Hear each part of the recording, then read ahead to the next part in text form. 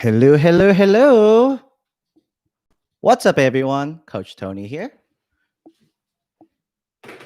If you hear, say hello in the comments. If you hear, say hello in the comments, friends.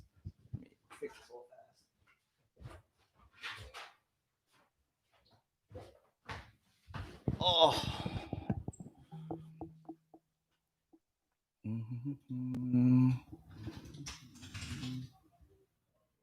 Oh, I see. Hi's KWSIS. What's up? Is it Jatin? 3 a.m. time zone answer. Let's answer real quick. So I have improved my score from 550 to 650. I want to get to 800. Lack of timing and lack of context is my issue. All right, so let me see in more context. My test, SATs on 29th of August. All right, raw scores 44, 36. Awesome. All right, so my recommendations for you, especially since you have like around 2 months left for this, my biggest tip is to actually forget about time now. I think it's a scary thing to think and do, but at least for next month from now until like end of July, right? Don't forget about the clock, forget about time, focus only on getting every single problem correct, right? So that's the biggest thing. A lot of students try to focus on like getting problems correct and get it done on time, and you kind of sacrifice one on the other, right? By forgetting about time, you get rid of that variable. You only focus on getting the right answer, right? And you see, once you can start nailing that down, right, and then you'll find out, oh, my issue isn't accuracy. My issue is I don't understand this part. I don't understand vocabulary or whatever else, right? And you focus on those. And once you get to the point where almost every single question you get correct, then you start working on time again, right? Then you do speed up. But the reason why we do that is once you focus on accuracy and the more accurate you are, it's just natural that your timing gets faster as well too, right?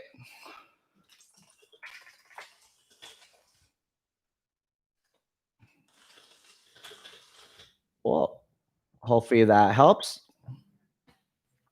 See what else.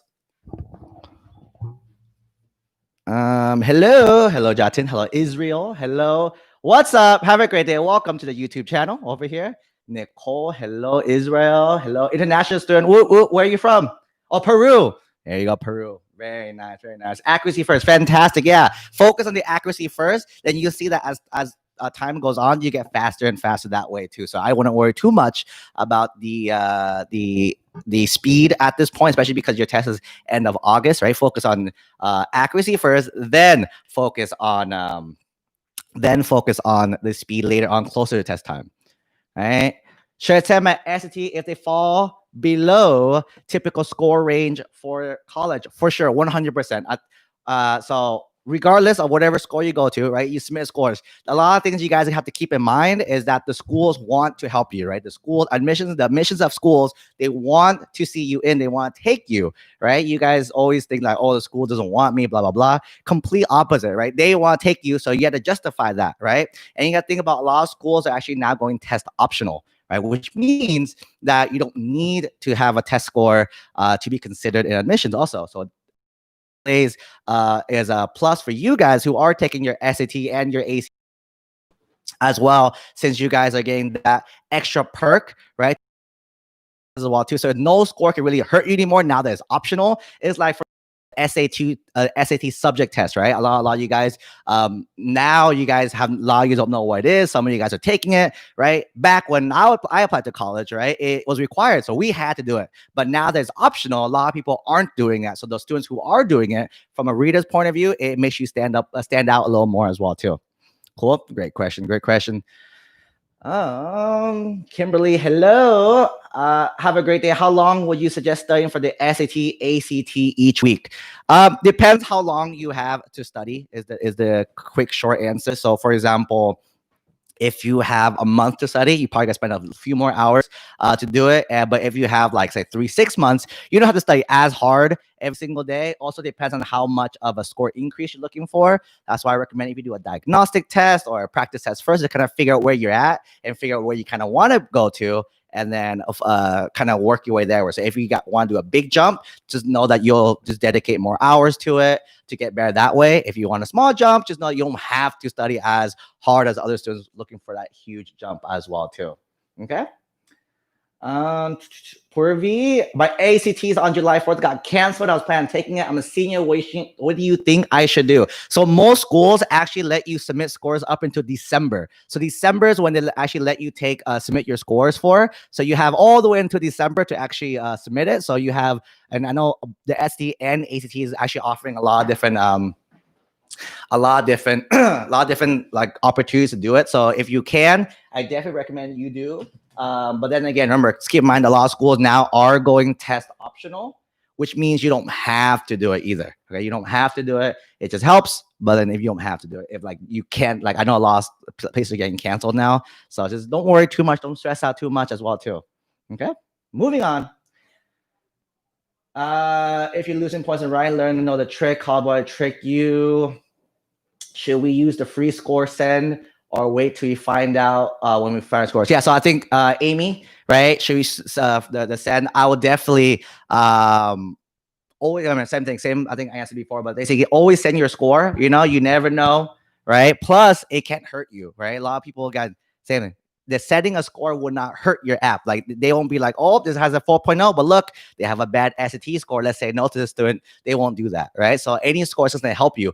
If it doesn't help you, then it's called neutral value. I mean, it's like doesn't help, but it doesn't help. I say it doesn't hurt, right? Nothing can really hurt you in the app. Most schools that I know of use a very like you're from here, you kind of want to move your way up versus no school that ever does down. Like for example, if they say, hey, you did a good GPA, good test score, but oh, they have bad extracurriculars, let's do negative points for them.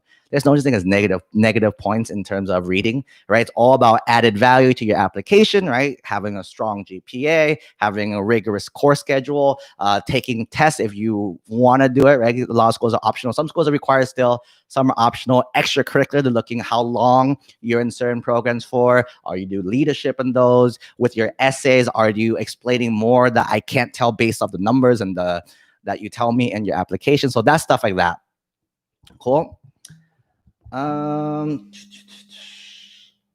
don't have strong extracurriculars, but if strengthening my academics and so much gets served, of course, would be eligible for Ivy League international student. Yeah, so I actually talked about this, I think earlier today in my live earlier, but the biggest thing is, so the classes from Udemy and Coursera, this and that, right? So they basically charging you, or you take a class, right? And you have the opportunity, the chance to take a certificate by paying X amount, right? So here's the secret knowledge right now. So a lot of us, and not us, but a lot of the admission people, it's rare that you actually get audited and everything gets verified. So my tips on all these courses kind of thing, you take them for the knowledge.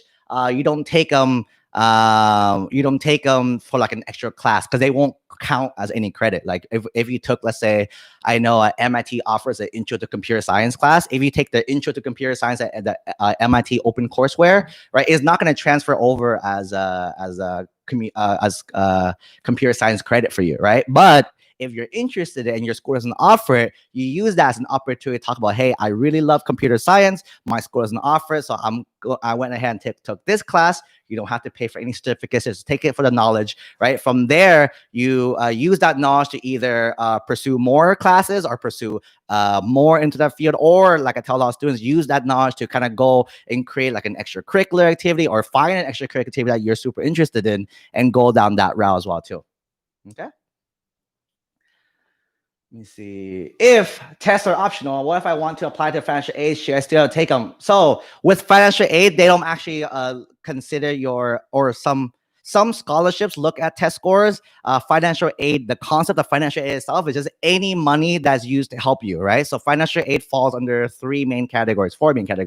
The first one is grants, right? So grants is completely free money. You guys get a Pell Grant, which is a national grant, right, from the government, the U.S. government, and you get a state-specific grant. So if you're also in California, you get something called a Cal Grant, right? So those two grants, majority is based on need, means income based financial aid, and the other half is merit. Merit is based off your current grades in school, right? Not really your test scores, your current grades in school, right? So that's the first one, grants. Free money you never pay back. The second one is the most common one people hear about is loans, right? So loans is money you borrow and you pay back as well too. Quick little loan lesson for you guys. There's two types of loans out there. The first one is called a subsidized loan. The second one is called the unsubsidized loan. The subsidized loan is you borrow money. Let's say you borrow $1,000, right? When you graduate, you have to pay back money plus interest, right? Interest is money that they tack on as a fee for basically borrowing their money, right? If you get a subsidized loan, you still have interest payments, but at least from when you're in college plus 6 months,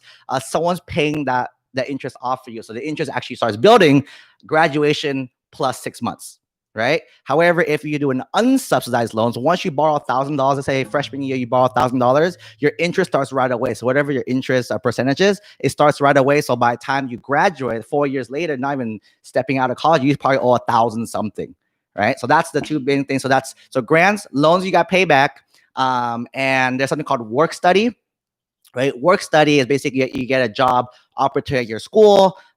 They usually have a better chance of getting them just because it's only open to your classmates and yourself. So you have a better chance of getting them. And they usually start their pay higher. Right. So that's the fun there. If it's interesting, I can tell you, kind of explain why it's a little higher later. But then that's number 3. Number 4 isn't directly given from the financial aid package, but something you apply for outside and your school offers you. It's called scholarships, right? So scholarships is money. Same thing. You don't have to pay back. But you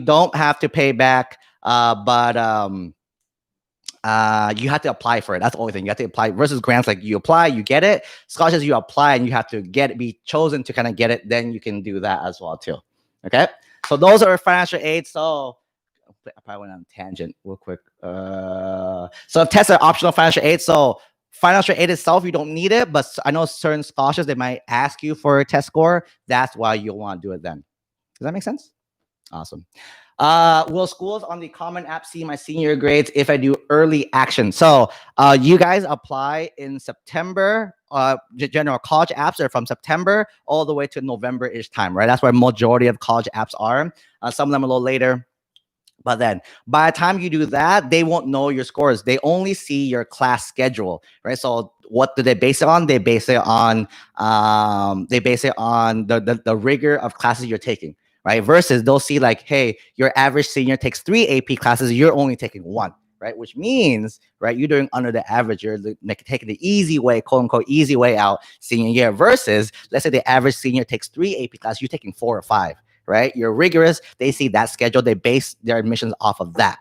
Some schools in January, you might be at the borderline is what happens, right? You're at the borderline. They're like, I need a reason to justify saying yes or justify saying no.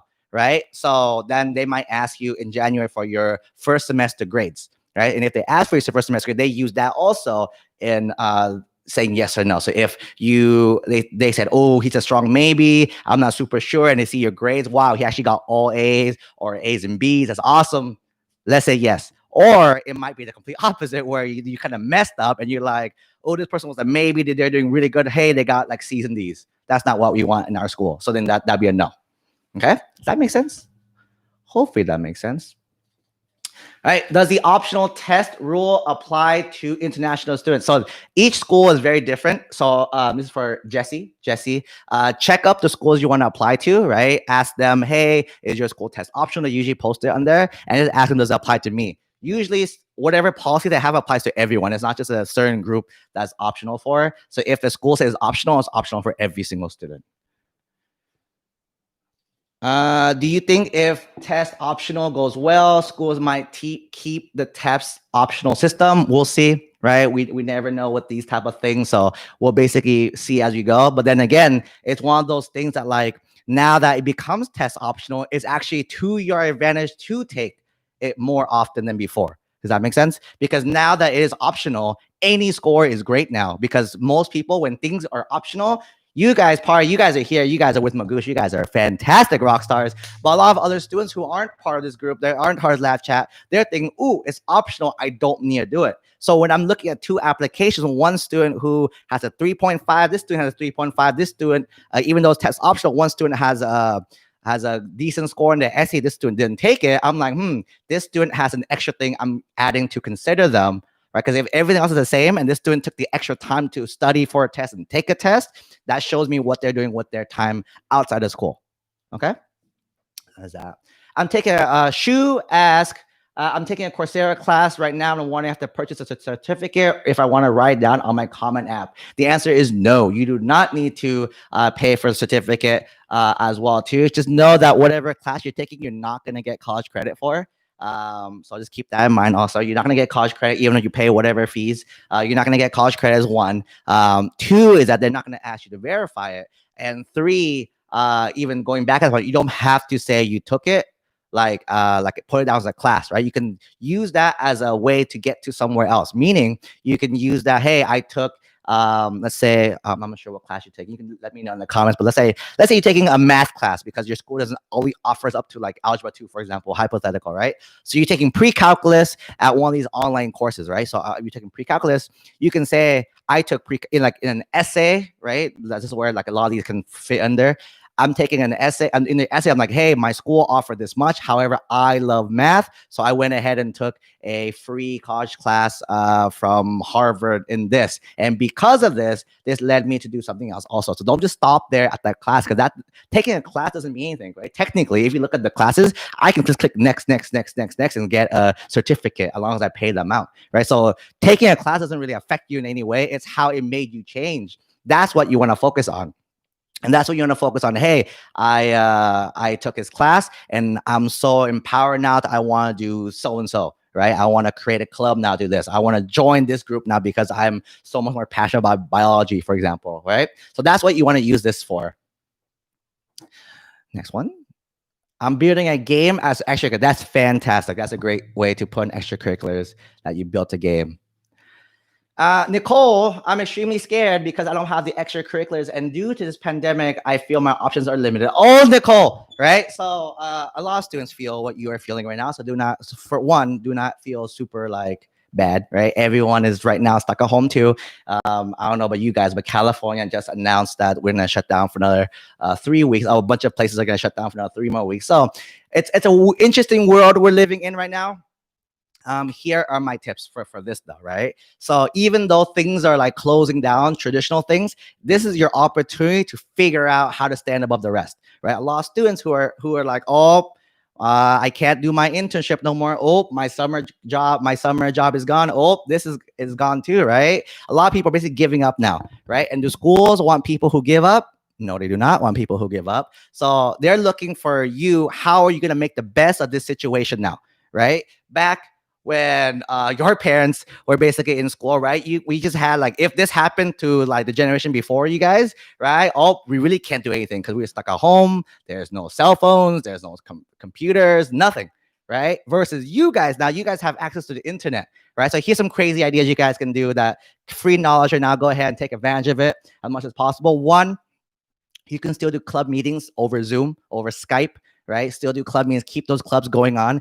You can create a club, same thing, over Zoom. Find a few friends, create something, email your counselor, make it official with your school. It's another one also.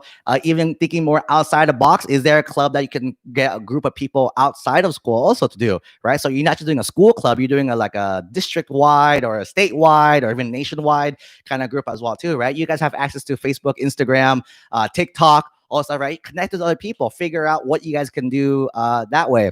And speaking of TikTok, if you have not followed my TikTok, definitely follow that at CoachTonyLe, at CoachTonyLe, right? Up there, I have been posting tons of virtual online volunteering opportunities, online groups, online clubs. So definitely check out my TikTok. I have a bunch of them out there for you guys to kind of just do. Right. And a lot of people who like, I posted out there, and then people think that I just Googled all this, right? Half of them is people sending me information for me, like to help other students. Half of them I Googled myself and just found out like internships for high school students virtually, or volunteering opportunities for medical students, blah, blah, blah, for high school students. So you just Google that, find what you can do and make it out. And the biggest thing about this whole past few months and the next few months for sure is testing your ability to persevere, right? That's probably the biggest trait, no matter where you go to. If you do go pursue college, if you don't pursue college in general, right? The ability to persevere through all challenges, that's what will set you apart from everyone else. Cool.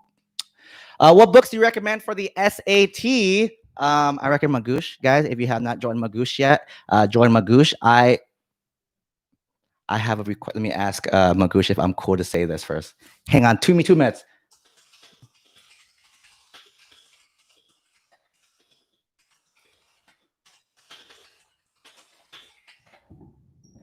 I have to make sure I don't get in trouble for this. All right, friends. So Magoosh is I love Magoosh. They are affordable test prep. If you guys follow my stuff and you guys follow me, you guys know I'm very like my background. I'm a low income first generation college student. My parents didn't go to college. I'm the first of my family to go to college. No one really knew how to do things, right? My parents couldn't pay for anything of mine, so I had to figure out how to make my own money, figure out the college process myself. I'm really for like equal access for the ice college. A lot of students don't know about you guys even know about the SAT. You guys know about services like Magoosh, right? A lot of students don't. So Magoosh's goal, I completely resonate with. I super believe I've been with them for years. I have a special coupon code for those who do not have Magoosh yet. If you guys use Coach Tony 50. Coach Tony 50. If you want to enroll in the SAT or the ACT program, they have thousands of practice problems. My favorite feature that you guys should use is their email support or chat support. You might see me also in chat support, but their email and chat support is phenomenal. But then, yeah. So if you are looking for SAT or ACT prep, Coach Tony 50 will get you a really nice discount off their already incredibly low prices as well too. Okay. College Board, yeah, we definitely recommend College Board books. Also, they're written by the people who actually write your SAT. So in terms of like the closest to the test, that's probably the closest to the test. So I definitely recommend College Board and Magoosh, both of those. Right? Estrella. There are any options to get accepted to Ivy League as an international student if I didn't take the SAT? So with that question, I would first search if the schools are test optional, right? Because if they are test optional, then you're fine. Just apply with everything else. If they're not test optional, here's another hack, you guys.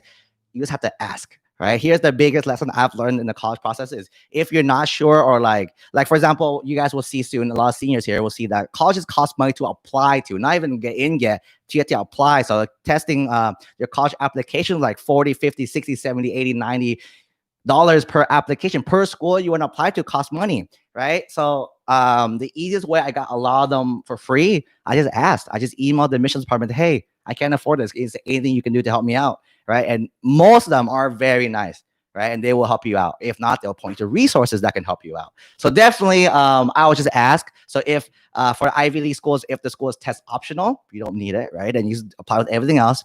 If it is required and there's no way you can take it the next few months, right? Definitely email them. Just FYI, this next few months for every single school is gonna be very unique, very different. Everyone's very understanding. Everyone's basically on the same page with you guys now. It's not like you guys are the only one affected. This is affecting the whole entire world, right? So don't worry too much about all this stuff. Definitely reach out, ask for help. That's one of my big lessons as well too. If you never ask, you never know. So it's that. A lot of people recommend. Plan to do Khan Academy, so you're partially improving, getting the books. Fantastic. Let's see. I lost a lot of this.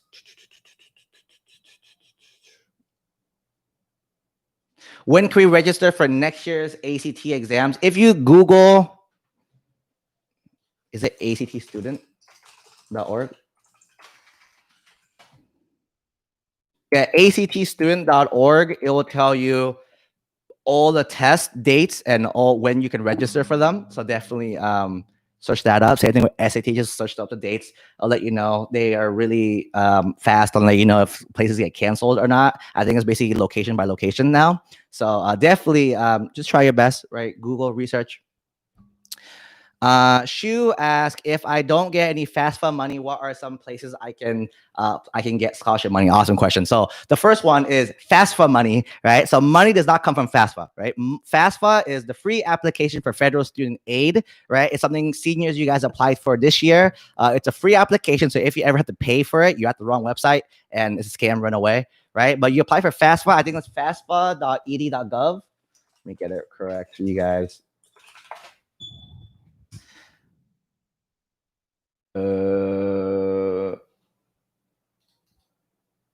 Yeah, fastfa.ed.gov, right? And then you basically fill out all your financial information, and then they take that form and they send it to your schools. So the FAFSA doesn't give you money; the schools that you apply to give you money. Okay, so let's keep that in mind. That's the difference between them. So FAFSA is just an application that's like general for every school, and they send it out to every single school as well too. Okay, so you finish FAFSA, send it out. The schools will tell you, "Hey, we're giving you this many loans, this many grants." And this many work study, right? You have to select work study. Even if you don't want it, just select it. It'll help you with how they figure out the numbers. So definitely select work study, but those 3 options. And the schools will always give you the package that will fill up the cost of the thing. So it might be less grants, more loans, but they're not gonna give you like 0 money. I might give you a bigger loan, right? But that they'll always give you enough to cover the cost of whatever the school is. And it's up to you to decide, is it worth it to take this loan or not worth it to take this loan after that. But if you guys don't want to go on that route, I highly recommend scholarships. Scholarship is huge. It's basically free money. It's one of my biggest regrets from high school. I didn't do it not. There's 3 websites I recommend for this. One is FastWeb, FASTWEB, FastWeb, like a spider web, fastweb.com. With that, you create a profile and they give you scholarships that fit your profile. I use that personally back when I was in high school, and I got some money out of it, or not FastWeb, but the scholarships I had on FastWeb. All right, so FastWeb is one. I use Scholly nowadays too, SCHOLLY, Scholly.com is another one, and scholarships.com, like the word scholarship with an S.com.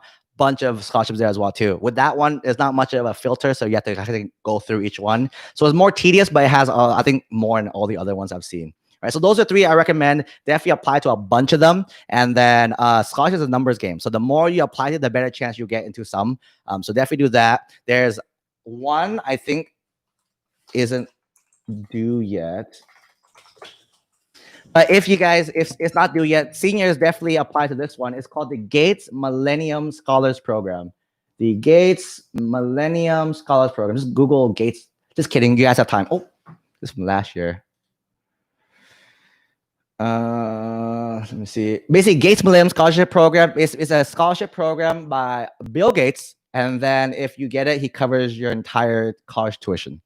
That is the biggest scholarship I know of there. It's also, I think, one of the longest scholarships I've ever seen as well too. It's like a bunch of essays and stuff, but super worth it in the end. But that's a ton of 4 rides out there also. So definitely do a search. You'll find a lot. Seniors, this year you have access to the most out of any single grade group. So seniors, definitely this year prioritize getting your apps done and applying to a bunch of scholarships. You can actually go to school for free. All right.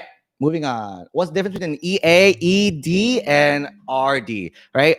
EA is early action. Early action means you're applying early and you're finding out early. Early ED, oops. I'm back.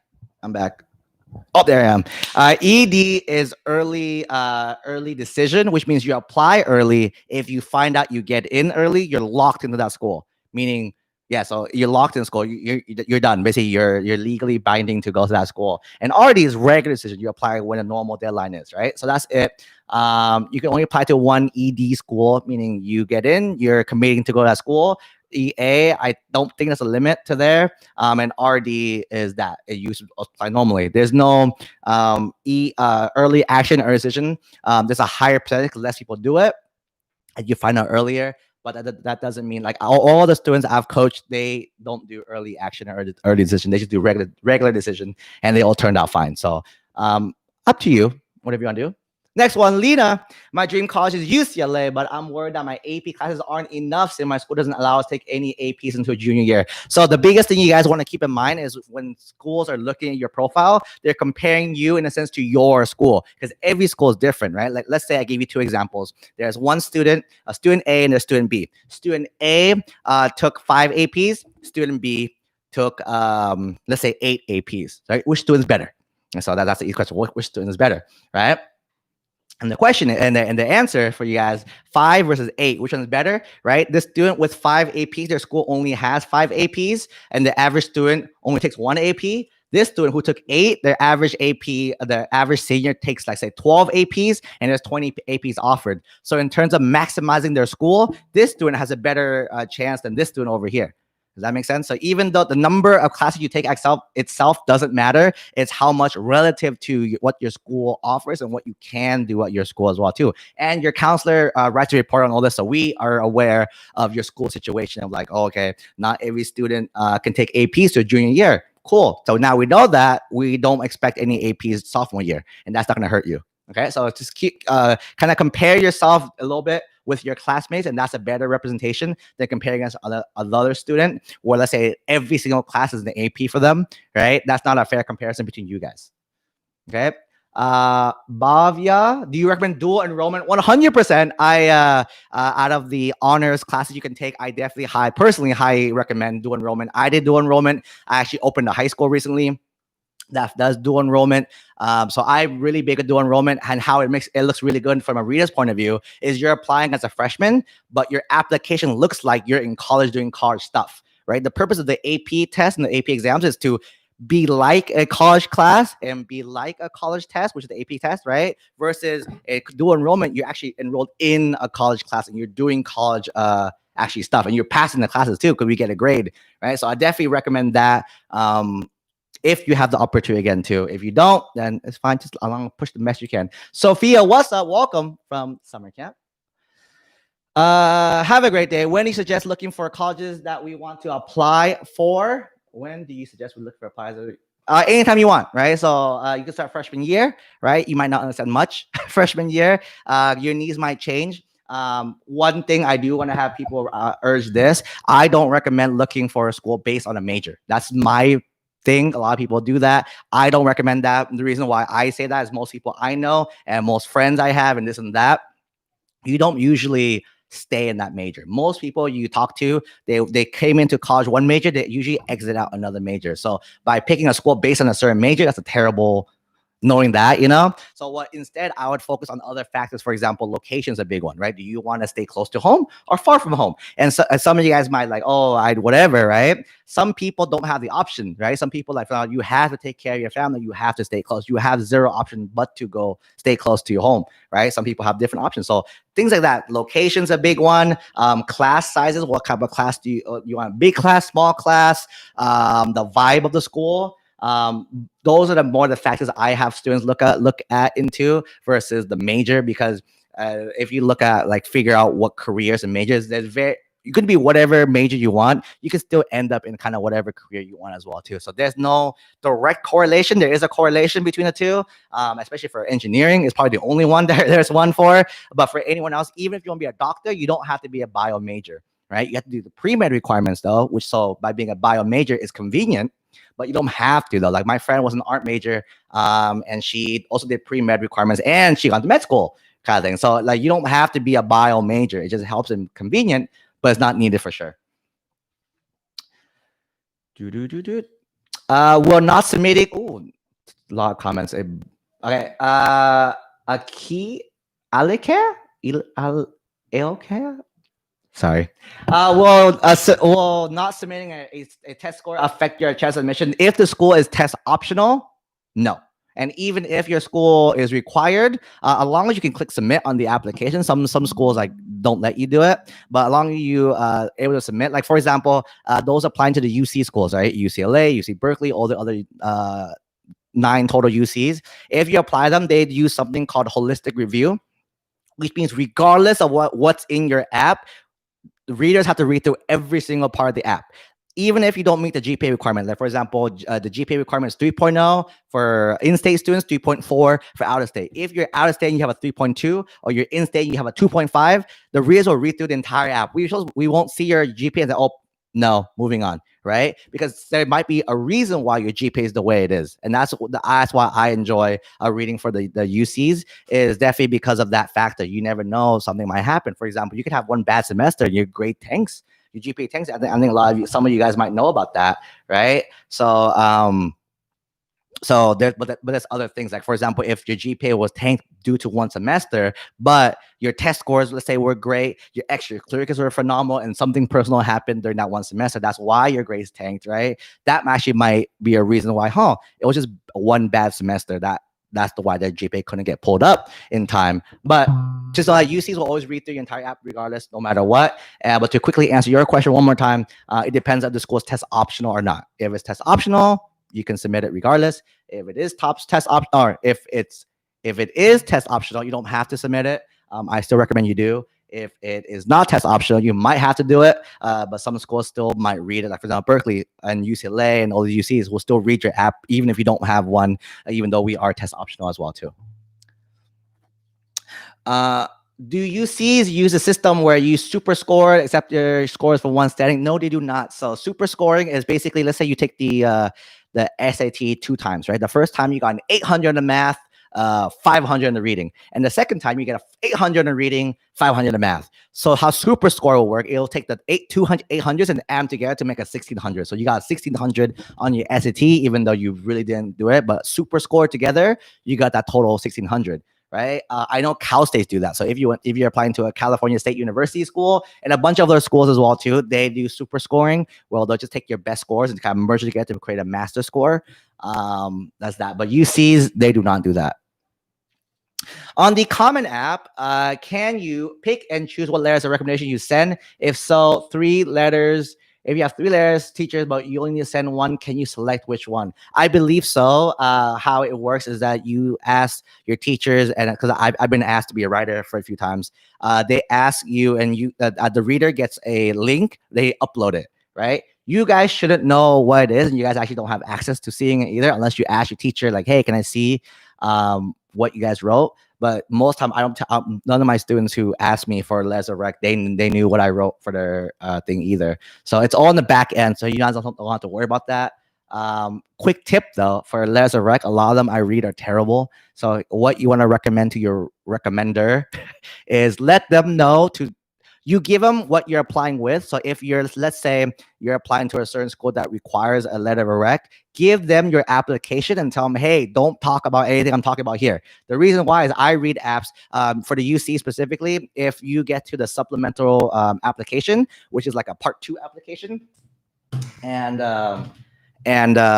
let's say you get a supplemental application, and then that is when we ask for your senior first semester grades, and possibly we ask for letters of rec as well too. A lot of your teachers said this student is the best student I've ever had in 20 years, right? But that doesn't tell me anything extra about you, because I know you're phenomenal. That's why you're applying to the school that you're applying to, right? So you want to have your recommenders write something that's different that is not on your app, and that's how you make your recommendation stronger. But like 90% of the recommendations I read are like, we call it neutral value. It doesn't hurt you, but it doesn't add anything to your application. Okay.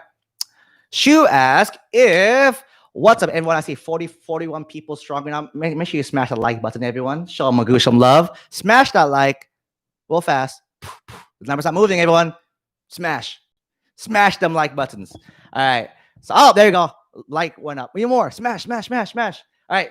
Back to Shu. If my sophomore year grade was really good, but my junior year grades were bad, should I do EA or not? I'm afraid they will put me at disadvantage if they don't see my senior grades.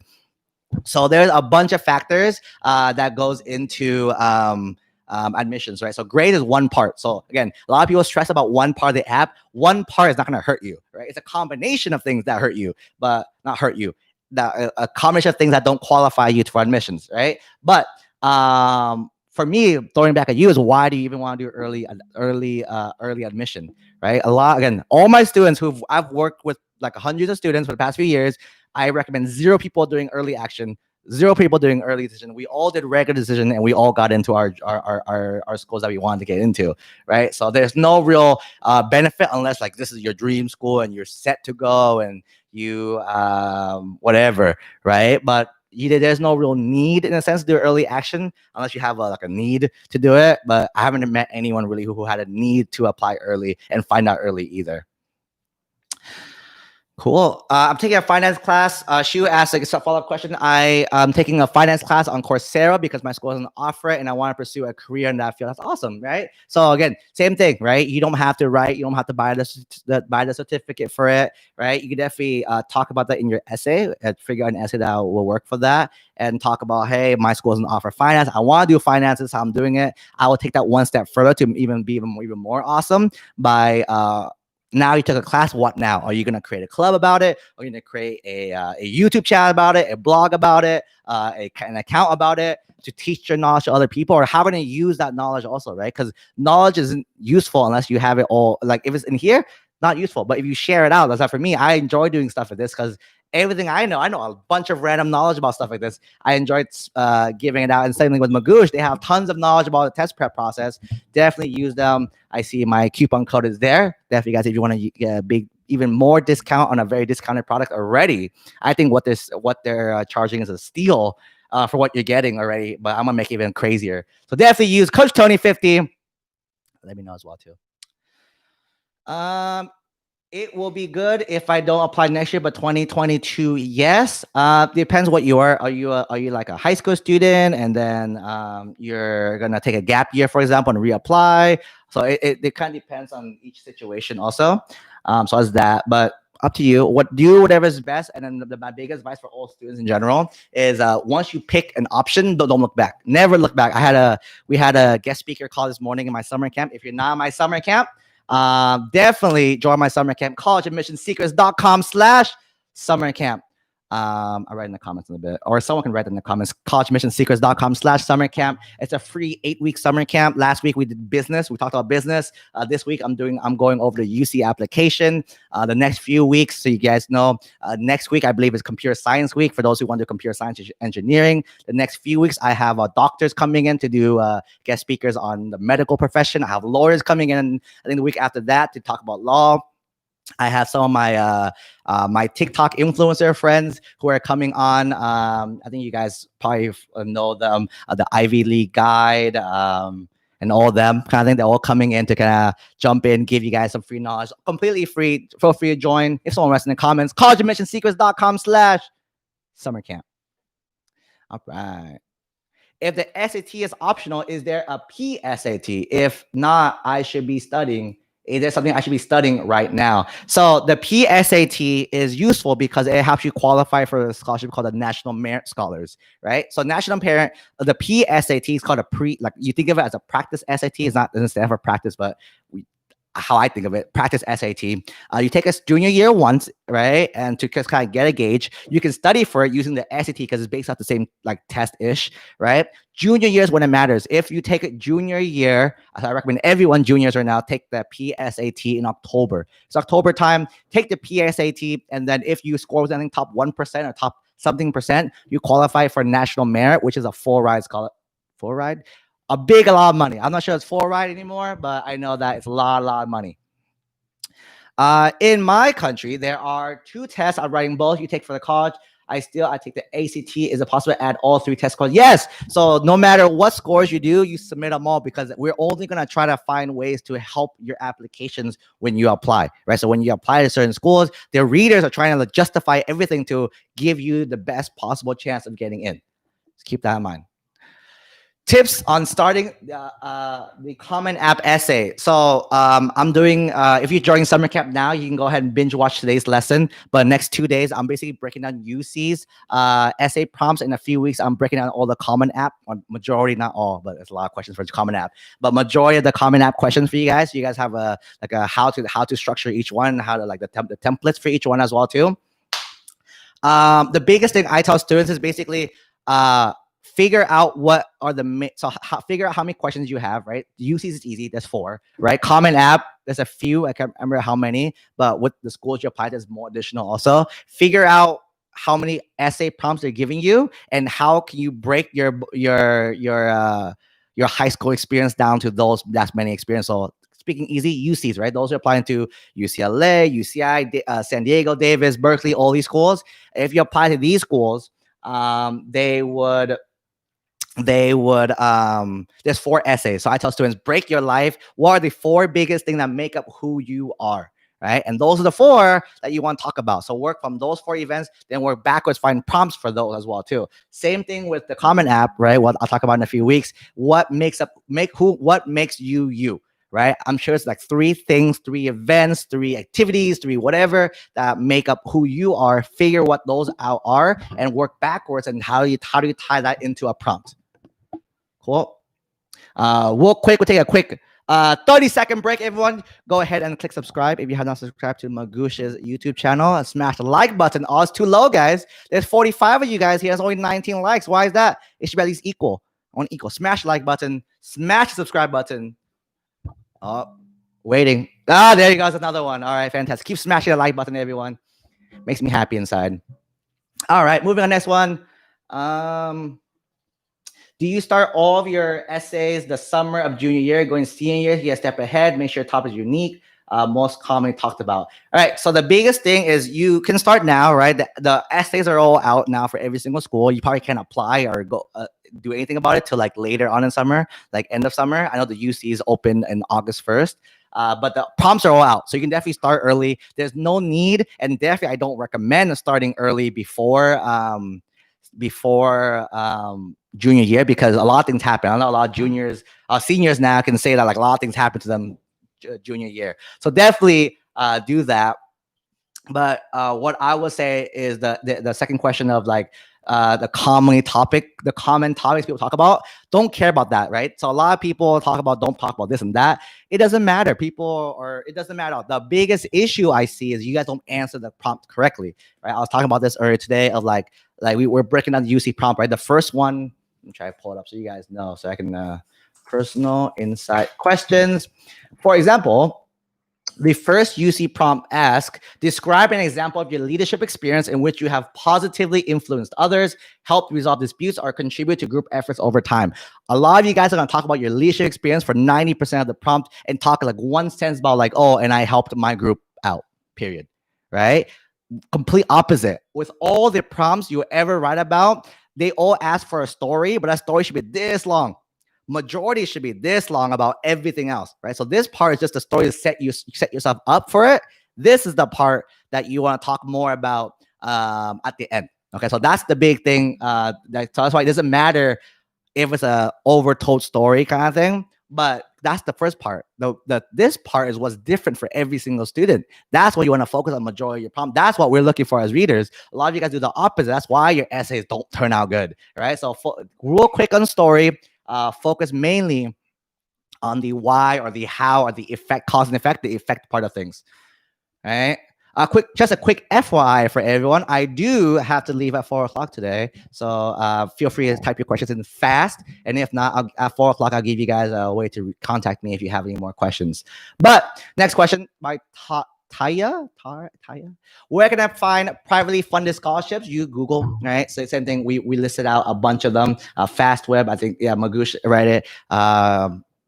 FastWeb, scholarships.com. Another fun thing you guys look up. If you think of all the big corporations out there in the world, Starbucks, McDonald's, Burger King, Walmart, they all have a scholarship as well too. It's one of those fun things, So if you Google like Walmart scholarship, you'll find it. Every big company has a high school scholarship. So apply to those two. I know Coca-Cola has one. That's a pretty big one. So that's another resource. But definitely create an account on one of those three, FastWeb, Scholarly, or scholarships.com, and just apply like crazy there. Yeah.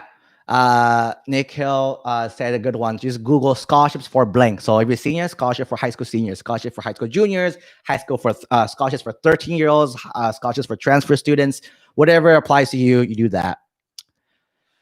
When do you suggest looking for scholarships? All the time, right? You guys, scholarships are available anytime. If you follow my TikTok, I post a bunch of them also for like 13-year-olds, right? Because a lot of people who follow me on TikTok are the young ones. So definitely any way in between, you'll find something, right? So just Google, you'll find it. The sooner the better, the more money you collect, the more money you can collect as well too. Just keep in mind that scholarships, majority of them go pay your school. So you might get it like freshman, sophomore year in high school, but it gets put in a fund and it gives to your school later on senior year.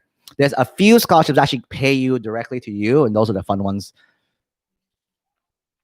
Do you apply for scholarships throughout your 4 years of university? You can. That's another thing. People think it's over, but if you don't have enough money to cover yourself all the rest of college, definitely keep applying. There's always a lot. Remember, as time goes on, the opportunity drops. So senior year, high school senior year is the biggest year of scholarships. Most scholarships out there are geared towards high school seniors, right? And then as you move up, it drops. So there's a bunch also for first year college student. There's a lot less for second year, a lot less for third year, a lot less for fourth year, but they still exist. Same thing with high school students. A lot for high school seniors, a little less for juniors, a little less for sophomores, a lot less for freshmen, a lot less for middle school. So that's kind of how the curve works, like a natural binomial distribution for those in stats. For Gates, are there multiple winners? Yes, for Gates, I believe there's a 1,000, 1,000 or 100. 300, I lied. 300 Gates Millennium Scholars. So there would be 300 people getting it. If I come from a very competitive high school, would the chances of me getting accepted be lower since I'm competing with classmates in the whole state of California? Not really. Depends. It all depends on how you are. Like, for example, if you go to competitive high school, right? Then let's say that the part of the average stats a little higher, right? So you compare yourself with them also. But then again, the admission process is it's not very black and white, right? Excuse me. It's not like you get this GPA, this test score, this extracurricular, you're locked in. There's nothing like that, right? So everything just plays a part. Just do the best you can and don't worry about the rest. That's all it is, right? You use your school to kind of gauge yourself and where you're going to stand. But as long as you're pretty competitive with your senior class as well too, I wouldn't stress out too much either about that.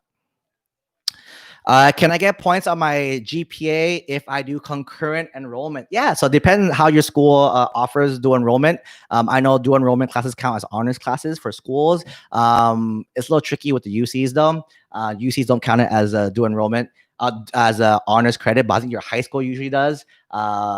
So some schools do give you credit, some schools don't. Don't worry too much as well too. Shoot, what is dual enrollment? So dual enrollment is a really cool concept where as a high school student, you are taking classes at a community college class. And most of the time, your high school is paying for the classes, they're paying for the books, and sometimes they're paying for the transportation for you to get to that school if your school is not local in that community college. So I personally did this, and actually, as a high school student, I graduated high school with 80 units of community college credit. So I took all my general education classes done at a community college in high school. So when I transferred over, no, I didn't transfer. When I went to Berkeley as a freshman, my units all jumped on. So it moved me from freshman standing, jumped to junior standing right away, right? Which meant I saved myself 2.5 years of college classes.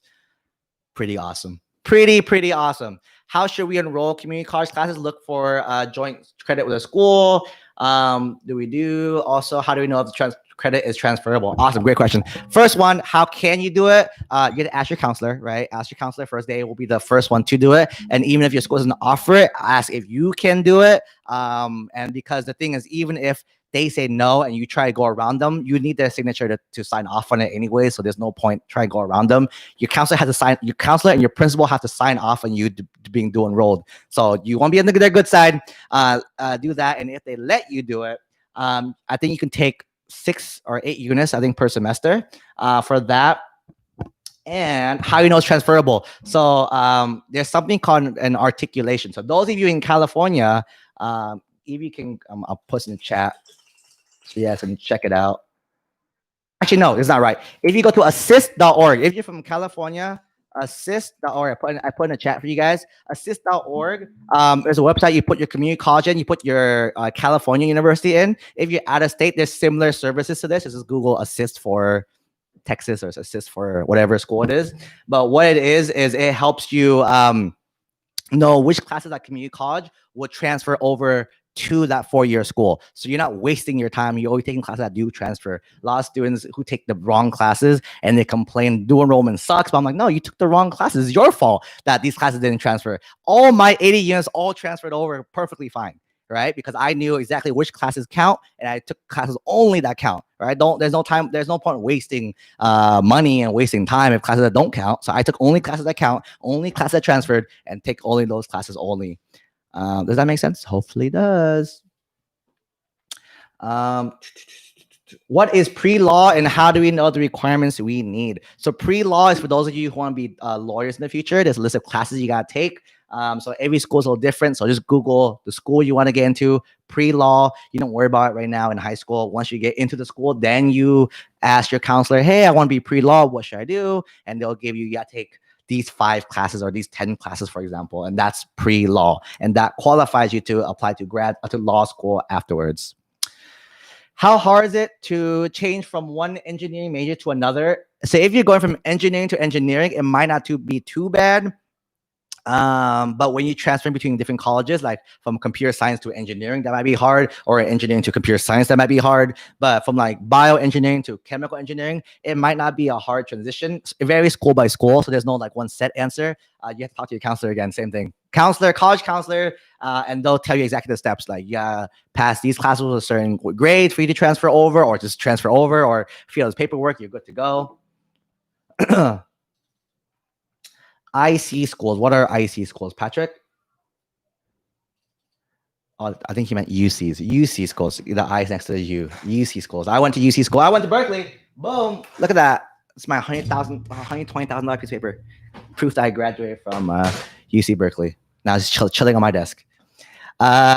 Here, my cousin, I don't have AP classes. What affect? No. So you when your counselor submits the school profile, it'll say our school doesn't have AP classes, so we can't grade you. My school, my high school, had 0 AP, 0 honors. When I applied, I couldn't even get hired in a 4.0. I didn't get a 4.0. I got less. I got 3 point something. Right. So don't worry about that. It's based on what your school can offer only. Okay. Can UC schools see all the SAT scores if I did not send it? No. If you did not send it, they cannot see it. Do you have to send all my scores? No, you do not have to send all your scores, but I recommend it. I'm in the class of 2023 and I plan to attend a UC school. Should I take the SAT? How to be test blind? As of right now, I don't have the final answer on that, the official recommended answer on that. I still say plan for it. 2023, meaning you have 3 more years, lots of time for you. Focus on schools, focus on the extracurriculars right now. Still be open taking the SAT and the ACT. The UCs are actually working towards creating their own test. That's why they're going test blind, because they want to do their test as well too. But again, we don't know. I actually go to training in October kind of thing, and I'll come back. I'll see Magoosh want to do another one. If you guys enjoyed my Q&A session, let Magoosh know in the comments. Say bring Coach Tony back, or else they won't invite me back. Oh, same thing. Come on, guys. More likes. And make sure you subscribe if you have not subscribed yet to the Magoosh channel. All right. But I'll let you know later when I know what the UCs recommend. Because as of right now, though, having a score helps you better than not having a score. If you can. If you can't, don't stress out about that either. Okay. If I missed the first week of summer camp, we watched. Yeah, so my summer camp, I record all the videos. So every single morning at 8 a.m. Pacific, I go live for an hour. This week actually pretty long. This week I'll be going out live for an hour and a half. I basically teach you guys different concepts. So this week is based on UC week. So Monday we talked about GPAs. Yesterday we talked about extracurriculars. Today we start talking about the UC prompts. Tomorrow and Friday we do UC prompts. And then throughout summer camp, I bring in guest speakers. So last week we brought on 3 people from business. I had a life coach, my business coach. I had my friend who worked in finance at Warner Brothers. She came. Today we had my friend Schwan. He's a social media manager. For those who know TikTok, he helps work with Addison Ray, Charlie D'Amelio, Dixie D'Amelio. Teaser, for those in my summer camp, I haven't told you guys this yet. Teaser, his rapper is actually coming on tomorrow. His rapper is actually pretty cool. He actually blew up Spotify. So those of you who want a non-traditional path to success, definitely tune in tomorrow summer camp. At 9 o'clock, we will do a nice Q&A call with Kayshawn. My video. Kayshawn, the rapper, as well too. Okay, let's do 3 more questions real fast, and then I have to head out real quick. I have things to do, but I see the comments, you guys. Though, if you guys ask to bring Coach Tony back, I'll come back. Lost track of questions. If I move to a different state, 9th and 10th grade year, transfer request, 11th grade show, blah, blah, blah, blah. Yeah, so your counselor should be very proactive about that and help you get your classes transfer correctly. But if not, don't worry at all. Again, we have a team dedicated to working with really complicated transcripts. As one app I've read, someone went to 4 different schools throughout their first 3 years of school. So the app was really interesting to work with, but there's a team dedicated to kind of working that out. So as long as you met all the requirements, meet with your counselor for you especially to make sure everything lines up correctly also. That'll be perfect. How would the PSAT work?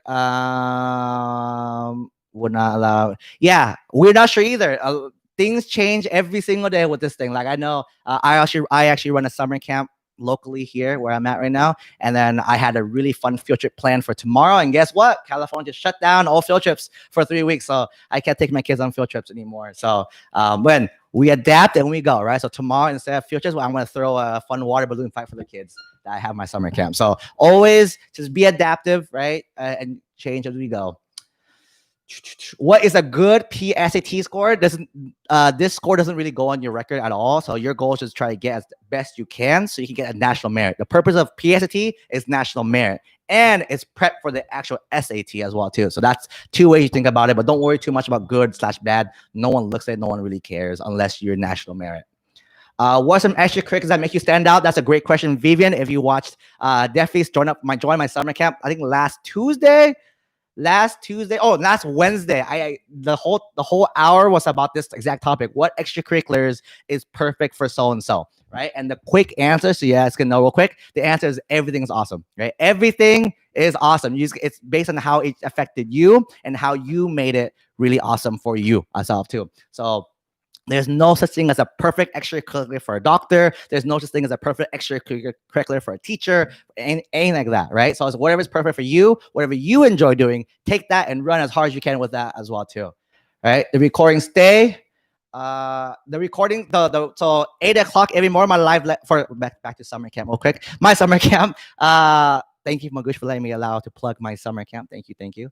But every lesson in the morning that they stay up. But then my Q&A calls stay on live only for a week, and then they get taken down unless you want to upgrade to the VIP program where you actually can ask one-on-one questions. I think that a lot of students enjoy that. They get to ask one-on-one questions with our guest speakers. They get to talk to me. We have a special coaching call with me and them. So yeah, super cool. Definitely join. Definitely look around. If you have any questions, I'll give you how to contact me if I couldn't answer your question or you're too scared to answer. Oh, look at that. Lot of likes. I like it. Last question. So you're saying rather than focusing on an actual event or story, essay based, we should focus on analyzing the story. How? Yes, Sasha, 100% is the answer, right? Don't talk about the story. I don't care, right? Everyone can have the same sad story, for example, but how that story affected you is what I care about. That's the big thing. That's the big takeaway. And on that, that's a really great ending note for this Q&A session. If you enjoyed having me, definitely let Magoosh know so they can invite me back soon. I definitely love this. It's super fun for me. And everyone else, if you want to text me, get out your phones, everyone. I'll give you my number so you guys can text me real fast, right?